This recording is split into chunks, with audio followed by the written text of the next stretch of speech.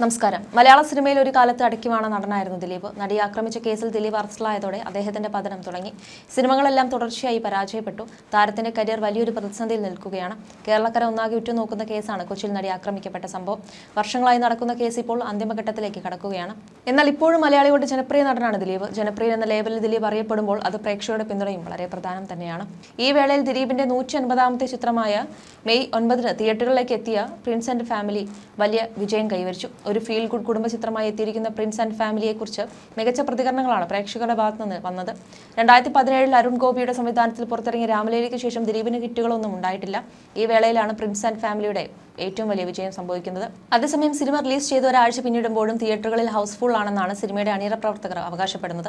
നടൻ Dileep house full poster ഫേസ്ബുക്കിൽ പങ്കുവച്ചിട്ടുണ്ട്. പോസ്റ്റിന് താഴെ സിനിമയെ പുകഴ്ത്തിയും വിമർശിച്ചുള്ള കമന്റുകൾ നിറയുകയാണ്.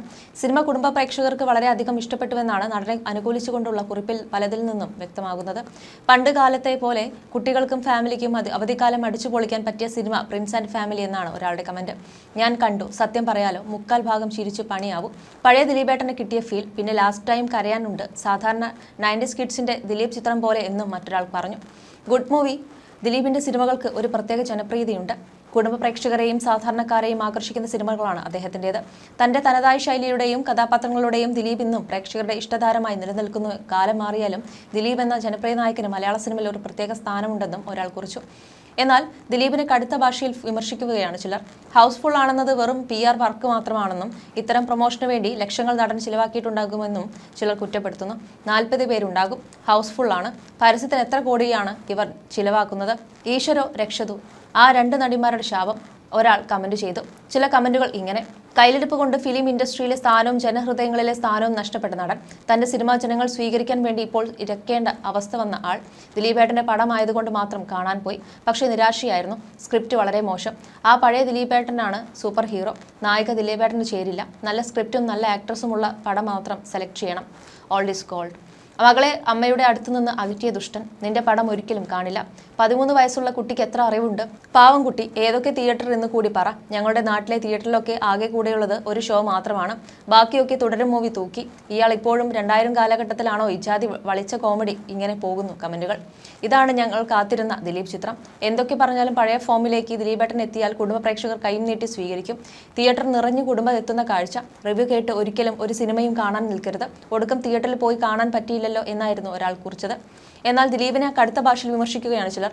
ഹൗസ്ഫുൾ ആണെന്നത് വെറും PR വർക്ക് മാത്രമാണെന്നും ഇത്തരം പ്രൊമോഷന് വേണ്ടി ലക്ഷങ്ങൾ നടൻ ചിലവാക്കിയിട്ടുണ്ടാകുമെന്നും ചിലർ കുറ്റപ്പെടുത്തുന്നുണ്ട്. കഴിഞ്ഞ ദിവസം പ്രിൻസ് ആൻഡ് ഫാമിലിയെ പ്രശംസിച്ച് നിർമ്മാതാവും തിയേറ്റർ ഉടമയും കൂടിയായ ലിബർട്ടി ബഷീർ രംഗത്തെത്തിയതും വാർത്തയായിരുന്നു. 8 വർഷത്തിനു ശേഷം മലയാള സിനിമയിലേക്കുള്ള ദിലീപിന്റെ ശക്തമായ തിരിച്ചുവരവാണ് ഈ സിനിമയെന്നാണ് ലിബർട്ടി ബഷീർ പറഞ്ഞത്. 2017 ശേഷം ഇത് ദിലീപിന്റെ തിരിച്ചുവരവ് തന്നെയാണ്. കുറെ കാലത്തിനു ശേഷം തുടരും എന്ന പടത്തിനാണ് 15ഉം 20ഉം ഒക്കെ ടിക്കറ്റുകൾ ഒരുമിച്ച് വിറ്റുപോകുന്നത്. അതേപോലെ തന്നെ കഴിഞ്ഞ 4-5 ദിവസമായി 15ഉം 20ഉം ടിക്കറ്റുകൾ കൂട്ടത്തോടെ ഫാമിലികളിൽ നിന്നാണ് വിളിച്ചിട്ട് എടുക്കുന്നത്.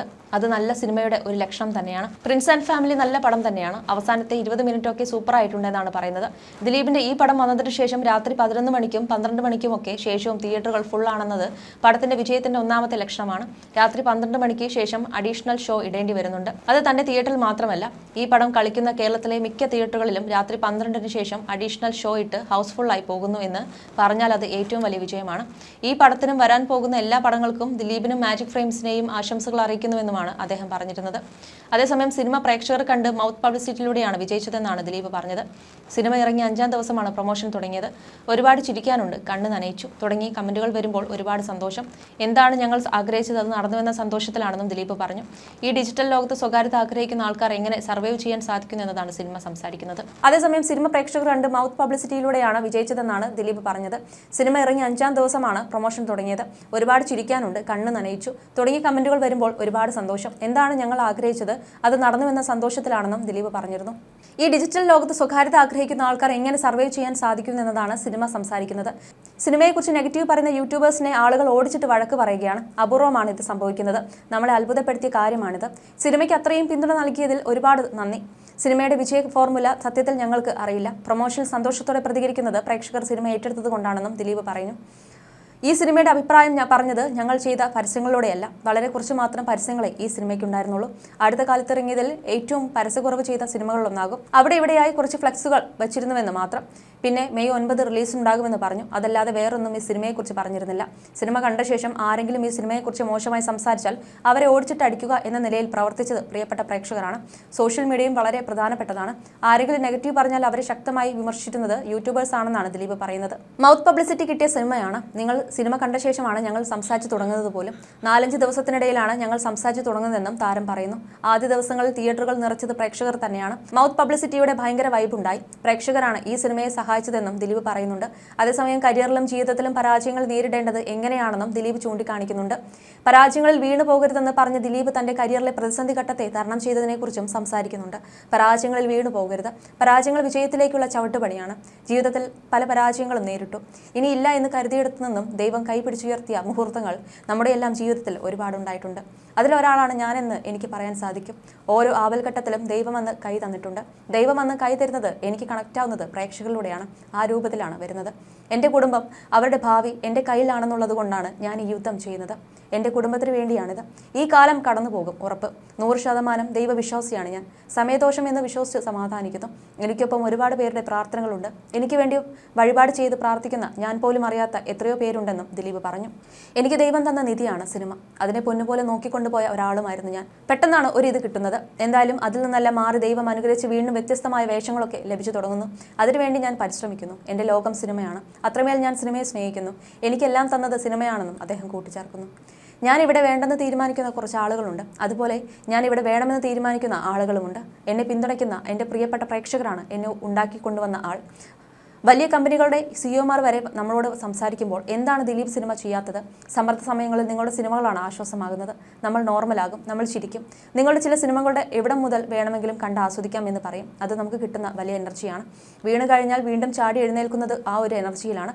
പ്രേക്ഷകന്റെ കയ്യടിയും വാക്കുകളുമാണ് നമ്മുടെ ഊർജ്ജം. പ്രേക്ഷകരുടെ സ്നേഹത്തിൽ അന്ന് മുതൽ ഇന്ന് വരെ ഒരു കുറവും എനിക്ക് അനുഭവപ്പെട്ടിട്ടില്ല. ഏറ്റവും വലിയ പ്രതിസന്ധിയിൽ നിൽക്കുന്ന സമയത്താണ് രാമലീല എന്ന ചിത്രം പുറത്തിറങ്ങുന്നത്. എൻ്റെ സിനിമ കാണരുതെന്ന രീതിയിൽ ഒരു വിഭാഗം വലിയ രീതിയിൽ വിഷം കുത്തിവെച്ചുകൊണ്ടിരിക്കുകയാണ്. പക്ഷേ രാമലീല എൻ്റെ ജീവിതത്തിലെ ഏറ്റവും വലിയ ഹിറ്റായെന്നും ദിലീപ് പറഞ്ഞിരുന്നു. ഞാൻ വല്ലാത്തൊരു അവസ്ഥയിൽ നിൽക്കുന്ന സമയത്ത് ഇറങ്ങിയ സിനിമയാണ് രാമലീല. ആ രാമലീല എഴുതിയ സച്ചി നമ്മളെ വിട്ടുപോയി. എനിക്ക് തോന്നിയിട്ടുണ്ട് ആ സച്ചി എനിക്ക് വേണ്ടിയാണോ ജനിച്ചതെന്ന്. കാരണം എനിക്ക് ഏറ്റവും അപകടമുള്ള സമയത്ത് എന്നെ ഇവിടെ പിടിച്ചു നിർത്തിയത് അരുൺ ഗോപി സംവിധാനം ചെയ്ത രാമലീല എന്ന ചിത്രമാണ്. ഏറ്റവും പ്രതിസന്ധിയിൽ നിൽക്കുന്ന സമയത്ത് ഇനി മലയാള സിനിമയിൽ ദിലീപ് ഇല്ലെന്ന് പറയുന്ന സമയത്ത് ലക്ഷക്കണക്കിന് ജനങ്ങൾ തിയേറ്ററിലേക്ക് ഓടിയെത്തി. ആ നടനെ അങ്ങനെ കളയാനുള്ളതല്ലെന്ന് പറഞ്ഞ് എന്നെ പിടിച്ചു നിർത്തിയ സിനിമയാണിത്. അതുപോലെയാണ് പ്രിൻസ് ആൻഡ് ഫാമിലിയും. പിന്നെ ഒരു അപേക്ഷയുണ്ട്. അത് നിങ്ങൾക്ക് എങ്ങനെ വേണമെങ്കിലും എടുക്കാം. വർഷങ്ങൾക്ക് മുമ്പ് എന്നെ അടിച്ചിടാൻ കൂടെ നിന്നവരല്ലേ? ഒന്ന് എഴുന്നേറ്റ് നിൽക്കാൻ ശ്രമിക്കുമ്പോൾ ഒന്ന് കൂടെ നിന്നൂടെ? എല്ലാവരുടെയും അനുഗ്രഹവും പ്രാർത്ഥനകളും സഹായങ്ങളും പ്രതീക്ഷിക്കുന്നു എന്നായിരുന്നു ചിത്രത്തിന്റെ വിജയാഘോഷ പരിപാടിക്കിടെ നടൻ വൈകാരികമായി സംസാരിച്ചത്. You're watching me on metromatney.com. on metromatney.com. metromatney.com. Subscribe for more videos. Subscribe for more videos. Subscribe here for more videos. Subscribe now. Thank you.